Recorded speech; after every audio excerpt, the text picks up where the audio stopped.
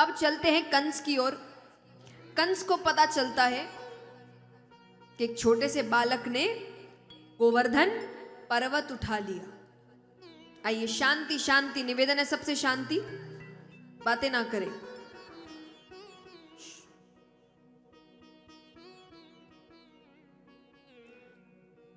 तो कंस को पता चलता है कि एक छोटे से बालक ने पूरा गोवर्धन पर्वत उठा लिया। वो समझ गया मेरा काल यही है। फिर तो उसने सब पता कर लिया, कहाँ रहता है, किसके घर में गया था, नंद बाबा, यशोदा मैया, वृंदावन, सब पता कर लिया। तो उसने अपने मंत्री अक्रूर जी को भेजा कि मैं एक यज्ञ करवा रहा हूं, यज्ञ में पूरा परिवार होना चाहिए। मेरे 2 भांजे वृंदावन में है, कृष्ण और बलराम, बोले उन दोनों को लेकर आइए। अक्रूर जी जानते थे ये प्रेम तो नहीं है, पर राजा का आदेश हुआ है तो जाते हैं। यहां पर भगवान गैया चराने गए हुए थे। अक्रूर जी बैठते हैं, नंद बाबा बार बार पूछ रहे हैं कैसे आना हुआ। अक्रूर जी का एक बार दोनों बच्चे आ जाए फिर बात करते हैं। तो इधर उधर की बातें चल रही है। शाम का समय हुआ, भगवान वापस लौटते हैं। भगवान ने घर के अंदर पैर रखा कि उनकी पहली नजर ही अक्रूर जी पर पड़ी, और वो नजर पड़ते ही भगवान का दिल बैठ गया। क्यों बैठ गया? आजकल तो देखिए हर चीज बहुत आसान हो गई है, लेकिन जब नहीं हुई थी तब यहां जितने व्यक्ति हैं जिन्होंने ये परिस्थिति देखी होगी, उन्हें पता होगा। यहाँ कितने हैं जो साल में एक बार गर्मी की छुट्टियों में, जिनका ननिहाल दूसरे शहर में है या दूसरे गांव में है, जाया करते थे? हाथ उठाना। जो 1 महीने की छुट्टी लगती है तो ननिहाल जाते थे। कौन है? हाथ उठाओ। सब गए हुए? मजा आता था? वापस आने का मन करता था? लेकिन आना पड़ता था। तो जो लास्ट डे होता था कि जब वापस आना है, तब दिल कैसे बैठता था? कि सब मस्ती के दिन, कल से वही काम, वही पढ़ाई, वही स्कूल। तो भगवान का बिल्कुल उसी तरह दिल बैठ गया, क्योंकि उस दिन के बाद भगवान बड़े हो गए थे। भगवान ने फिर वो जो एक ग्वाले का जीवन था, जहां किसी चीज की फिक्र नहीं, सब कोई आपका लाड़ चाव कर रहा है, वो दिन भगवान के खत्म हो गए थे। फिर भगवान राजा बन गए, फिर महाभारत का युद्ध हुआ, यानी उन पर बहुत जिम्मेदारियां। तो भगवान समझ गए कि मेरे मस्ती के दिन खत्म, अब सबको छोड़कर। और उसके बाद भगवान कभी वृंदावन में वापस नहीं आए थे। उनको पता था उनको सबको छोड़कर जाना पड़ेगा, पर कर्म भूमि आवाज लगा रही है, और भगवान उसी के लिए तो अवतार लिए थे। अंदर आते हैं, नंद बाबा ने कहा आ गए दोनों बच्चे, अब बताओ कैसे आना हुआ। अक्रूर जी ने कहा कंस ने एक यज्ञ करवाया है, तो दोनों बच्चों को निमंत्रण दिया है, अगर आना चाहे तो।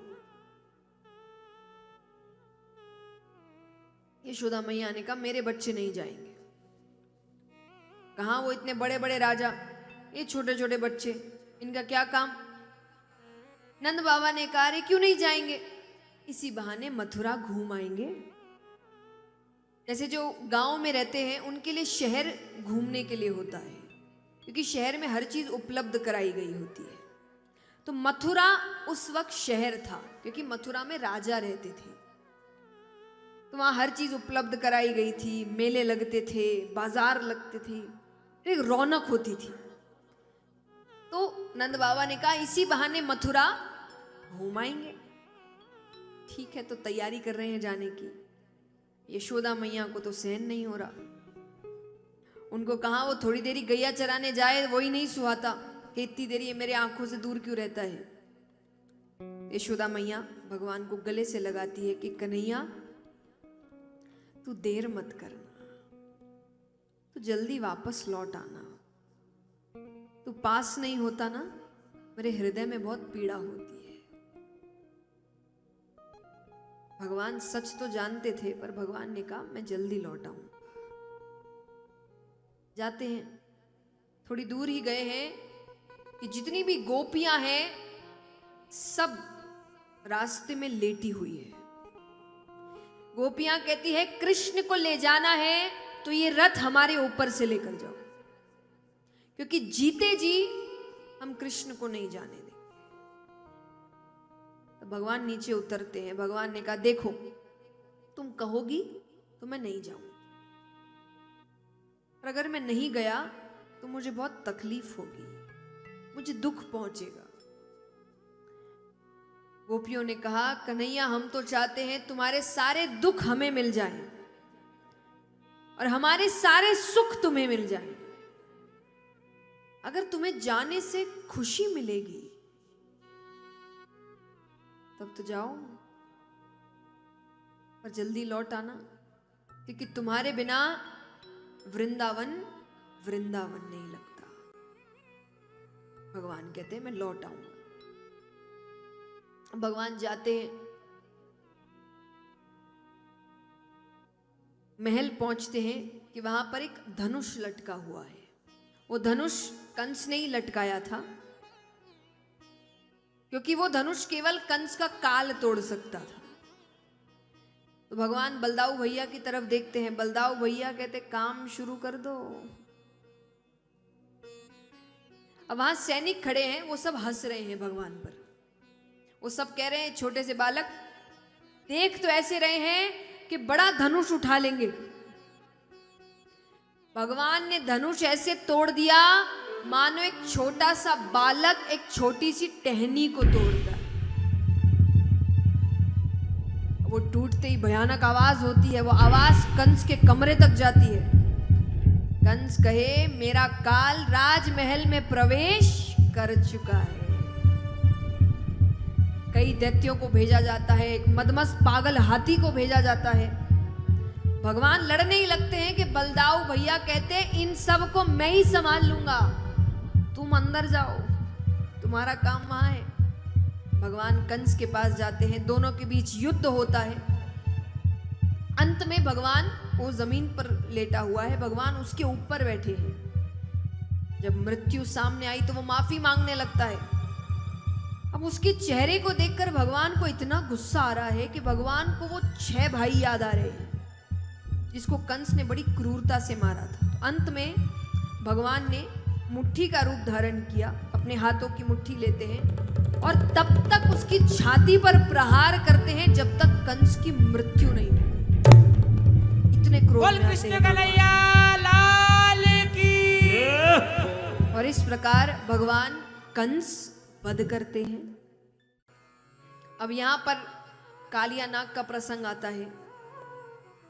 यमुना नदी विष से भर गई थी, तो अब भगवान को कालिया नाग को बाहर निकालना है। अब ऐसे कैसे जाके कर दे। तो यहां सारे बच्चे खेल रहे थे, गेंद से खेल रहे हैं, बॉल होती है ना। तो श्री दामा की गेंद थी और श्री दामा बहुत गरीब थे। उनकी माता ने बड़ी दिक्कत से वो गेंद दिलाई थी, तो उसके लिए वो बड़ी खास थी। अब सब खेल रहे, कोई वहां गेंद फेंके, कोई वहां गेंद फेंके। भगवान के हाथ में गेंद आई, भगवान ने यमुना नदी में फेंकी। अब यहां आजकल के बच्चे बाहर खेलते नहीं, तो मुझे पता नहीं उनको पता होगा कि नहीं, पर हमारी उम्र तक मुझे लगता है हम बाहर काफी खेले हैं कि स्कूल से आते सब बाहर निकल जाते थे। तो जो खेले हैं उनको पता है कि जब भी कोई ऐसा खेल, ऐसा गेम खेला जा रहा है जिसमें बॉल होती है, तो अगर किसी ने बॉल इधर उधर फेंकी है तो क्या वाक्य का प्रयोग होता था? जिसने फेंका है वो ही लेकर आएगा। तो जैसे ही भगवान ने यमुना नदी में वो गेंद फेंकी, वो कहते ना कि ये अपने आप ही मुख से निकलता है। तो उसने सोचा भी नहीं, श्री दामा ने ये बोलने से पहले उसने तुरंत कह दिया जिसने फेंका है वही लेकर आएगा। भगवान को इसी मौके का इंतजार था। भगवान ने लगाई छलांग, यमुना नदी में कूद गए। अंदर कालिया नाग से भगवान का युद्ध होता है, वो हार जाता है और उसने कहा मैं कहां जाऊं। आप यहां नहीं रहने दे रहे, मैं बाहर नहीं जा सकता। भगवान कहते बाहर क्यों नहीं जा सकता? बोले आपका गरुड़ नहीं छोड़ता। गरुड़ सांप पकड़ते हैं, उसने कहा आपका गरुड़ मुझे नहीं छोड़ता। तब भगवान उस पर नृत्य करते हुए ऊपर आए थे। क्यों? क्योंकि भगवान ने कहा अब तुम्हें गरुड़ कुछ नहीं करेगा, क्योंकि अब मेरे पैरों के निशान तुम्हारे फनों पर है। अब वो देखकर वो तुमसे दूर हो जाएगा, पर यमुना नदी को छोड़कर जाओ। तो भगवान कालिया नाग को भेजते हैं। यहां पर खेलते खेलते एक और दैत्य की कथा आती है। अधासुर नामक एक दैत्य आते हैं जिन्होंने अजगर का रूप लिया, और वो बीच रास्ते में मुख खोल कर बैठ गए। दूर से कोई आए तो उसको लग रही कोई गुफा है, तो बच्चे खेलते खेलते गुफा के अंदर चले गए। भगवान भी अंदर गए। अब अंदर अंधेरा है, तो भगवान ने अंधेरे का फायदा उठाया। भगवान अपना आकार बढ़ाते हैं, बढ़ाते बढ़ाते भगवान उसके पेट को फाड़ते हुए बाहर निकलते हैं। बच्चे फिर खेलते खेलते बाहर आ जाते हैं। सुखदेव जी यहां समझाते हैं कि इस कथा से सीख क्या है कि अधासुर मतलब कलयुग, संसार, इसके अंदर अगर भगवान को लेकर घुसोगे तो सुरक्षित बाहर आ जाओगे। अगर भगवान को बाहर छोड़ दोगे तो अधासुर अपना मुख बंद कर लेगा, फिर बाहर आना मुश्किल हो जाएगा। तो जाइए संसार में पूर्ण रूप से घुसिए, पर भगवान को साथ में लेकर, फिर दिक्कत नहीं आएगी। तो यहां पर सब खेलते खेलते अंदर गए, खेलते खेलते बाहर आ गए।